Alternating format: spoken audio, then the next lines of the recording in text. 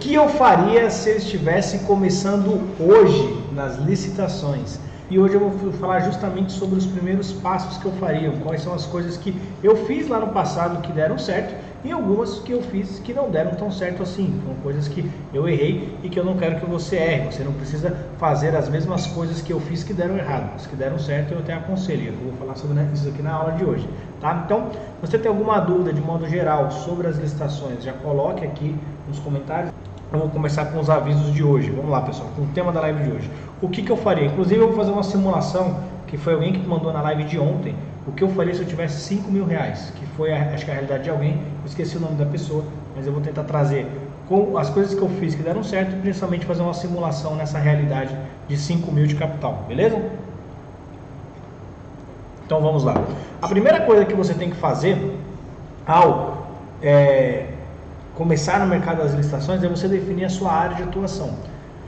Nós falamos sobre isso na aula de ontem à noite e você precisa entender se você vai trabalhar ou escolher se você quer trabalhar com a consultoria ou se você quer trabalhar vendendo para o governo. Eu estou dando essas duas principais opções, apesar de na aula eu ter falado outra, mas essas duas são as principais. Então, quer aprender, quero trabalhar com licitação, vendendo para o governo ou com assessoria? Qual que é um fator muito importante para você tomar essa decisão? Na minha visão, claro, o capital. Para quem não tem capital, eu aconselho começar com a consultoria. Para quem já tem o capital, pode ser vendendo para o governo. E aí o capital eu vou entrar mais no mérito naquela simulação que eu falei para você de 5.000, caso eu tivesse, beleza? Então, a primeira coisa é isso. Você vê o capital que você tem. Coisas que nós da Magna acertamos. Justamente optar em abrir uma consultoria. Essa foi uma boa escolha que nós fizemos e que eu recomendo para quem não tem a capital, faça a mesma escolha. Por quê? Apesar de nós termos já uma boa bagagem nas licitações, já tínhamos trabalhado com isso, nós não tínhamos um capital para vender alguns produtos. Mas Serra, você fala que dá para vender produtos sem ter capital. Realmente dá, mas você imagina, naquela época, a empresa ela tinha 5 sócios. E aí você, sem capital, você começar a vender para ter lucro para 5 sócios, você tem que faturar muito e aí fica um pouco mais difícil no final das contas. Então, naquela situação que a gente estava, o melhor seria a consultoria, onde nós tínhamos um conhecimento legal e seria mais fácil para nós conseguir os primeiros clientes, inclusive foram indicações, pessoas que nós já conhecíamos, e trabalhar com as licitações. Eu, na consultoria, participando da licitação para eles. Então, era o nosso know-how, o que a gente realmente entendia e não precisava de capital para isso. Então, foi uma decisão que eu entendo que é acertada. Se você hoje está nessa situação de você não ter muito capital, não ter capital, talvez o melhor caminho seja a consultoria. A outra coisa que você tem que entender é se você for vender... Não, eu não quero abrir a consultoria, Sérgio. Eu quero abrir uma empresa para trabalhar com produtos ou para prestar serviços. Quais são os segmentos ou quais são os pontos que eu preciso me atentar? O primeiro delas é qual produto ou qual área de atuação você gosta de trabalhar, você já trabalha, você tem alguma expertise.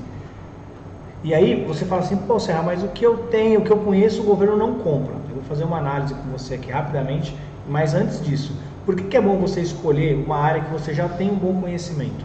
Porque quando você vai trabalhar com aquilo, você vai entender que tem algumas peculiaridades que se você já conhece, você já sabe, fica muito mais fácil, você ganha tempo, né? Imagina que você é da área de TI. Quando você pega uma especificação, por exemplo, de um notebook para vender, você bate o olho e você já entende o que é aquilo.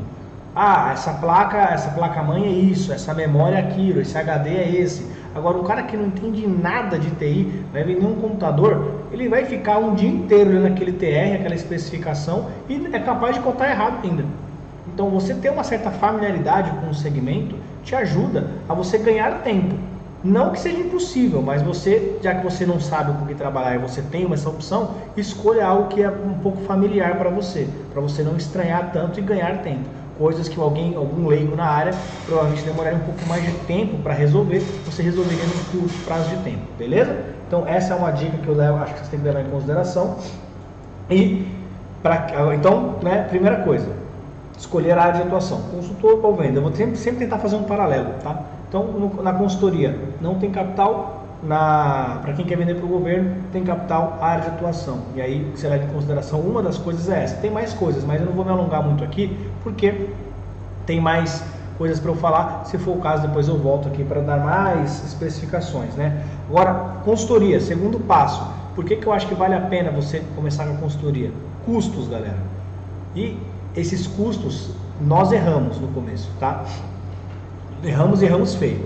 Quando nós abrimos a máquina, ou pelo menos estruturamos a empresa para começar a trabalhar, nós falávamos, pô, vamos fechar um escritório numa região badalada aqui da cidade, lá vai ser legal, os clientes vão conhecer a gente, vão ver que a gente está num lugar bacana, e isso vai fazer com que a gente feche clientes. Ledo engano. Meu amigo, não foi isso que aconteceu, e provavelmente não é o que vai acontecer com você. Por quê? O segmento de licitações hoje, atualmente, ele está muito mais voltado para uma coisa online do que de fato para algo presencial. Quantas pessoas hoje, eu acho que eu consigo contar nos dedos de uma mão, e sobra dedo, o número de pessoas que passaram em frente à empresa, viram a placa da máquina e vieram bater na porta e falar, olha, eu vi que vocês trabalham com licitações, eu queria entender um pouco mais. Nossa, eu acho que em 5, 6 anos de empresa, eu acho que não cabe nos dedos de uma mão aqui, né? Cabe e sobra, na verdade.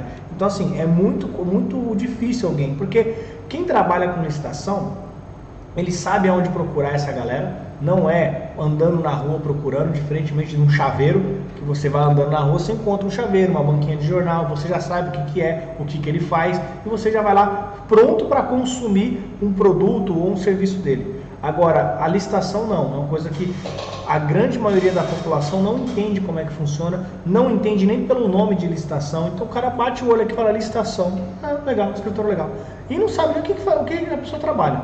Então, eu não acho que vale a pena você focar num ponto comercial muito badalado de começo, tá? Isso aí depois. Você fala isso, mas hoje você tem um escritório. Sim, hoje nós temos um escritório, mas hoje o escritório, ele não é num ponto badalado, continua sendo um bairro bem residencial, diga-se de passagem. Se você olhar aqui na rua, tirando o escritório ali da esquina, a maioria para trás aqui é casa. Então é um lugar bem residencial, mas é um escritório que nos atende, por comodidade. Nós gostamos de vir trabalhar no escritório. É mais fácil levantar e vir para a empresa do que trabalhar em casa. Tem gente que se dá muito bem trabalhando em casa. Eu prefiro trabalhar na empresa porque acho que é melhor, mas é uma opção, né? Se fosse para trabalhar em casa, o trabalho seria o mesmo, né? Não mudaria nada. E a gente, como eu falei, a gente começou fazendo essa escolha errada e no final do mês a gente tinha que pagar a locação, mas isso foi muito ruim, porque nós estávamos com a prioridade errada. O custo da empresa no começo, principalmente no começo, galera, vocês vão entender que tudo é finito. Principalmente o capital. O capital que você tem é bem finito. Ele vai só até ali. E aí você gastar um valor alto com capital não é a melhor opção, na minha visão, para uma consultoria.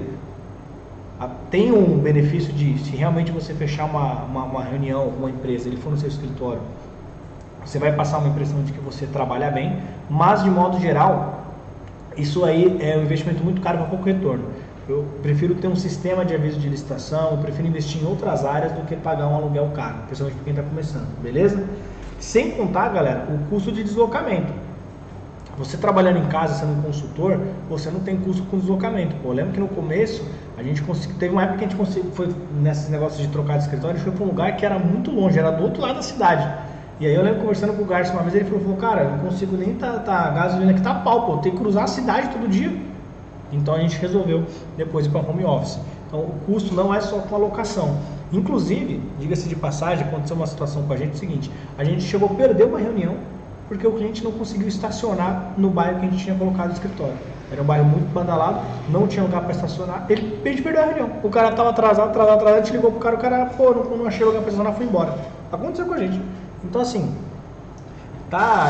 não quero trabalhar de home office. Se você não consegue render no home office, vá para um lugar bem barato mesmo, tá? Eu aconselho você tentar trabalhar de home office, marque uma reunião num shopping, num café, alguma coisa do tipo, e beleza, o que importa é o resultado que você vai dar. Dito isso, o benefício de você começar pequeno, né? Ainda na área da consultoria. Se você começar a trabalhar na informalidade, né? Você pode emitir, pessoa física eu digo, você não precisa de um contador, que é um custo de começo. Não dá para ser MEI mesmo, tá? Eu tô falando de modo geral porque o consultor ele não pode abrir MEI. Então você consegue emitir o RPA, você não vai precisar gastar com contador, com abertura de empresa. Conforme você for conseguindo clientes, ganhando comissão, você se formaliza, você abre um CNPJ, contrata um contador, fica mais fácil. E para você que quer vender para o governo? Para você que quer vender para o governo, não dá para você trabalhar nessa informalidade toda, né? Mas eu recomendo para quem está começando a menor possível, que é o MEI, né? O MEI ele tem vários benefícios, principalmente para quem quer vender para o governo. Ele tem benefícios que a lei dá, de modo geral. Geralmente as licitações isentam o MEI do balanço, então isso é um benefício que para quem está começando é muito bom. O MEI não vai pagar contador, o MEI pode mudar de KNAI com uma certa facilidade, que geralmente as outras empresas não conseguem, demora até 30 dias para você mudar o KNAI, o MEI consegue fazer isso em 30 minutos. E o imposto do MEI é muito simplificado e é bem barato, então é uma taxa fixa que você paga por mês, diferentemente se você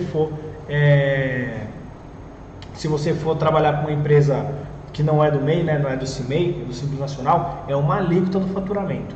Então o MEI é muito mais simples. Para quem está começando, eu acho que é o caminho ideal. Você tem vários benefícios que te ajudam a conseguir os seus primeiros resultados, tá bom? Então vamos lá, até agora traçando um paralelo. Você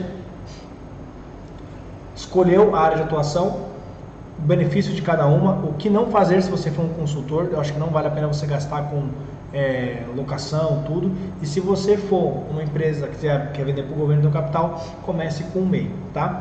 O único contraponto ao MEI veja se você pode abrir um MEI, tá? Tem áreas de atuação que não dá para ter MEI mesmo, e se você tem algum benefício do governo, provavelmente você vai perder se você abrir o MEI. Então tem as condições, mas no portal lá do MEI Empreendedor ele vai te passar quais são essas situações, beleza?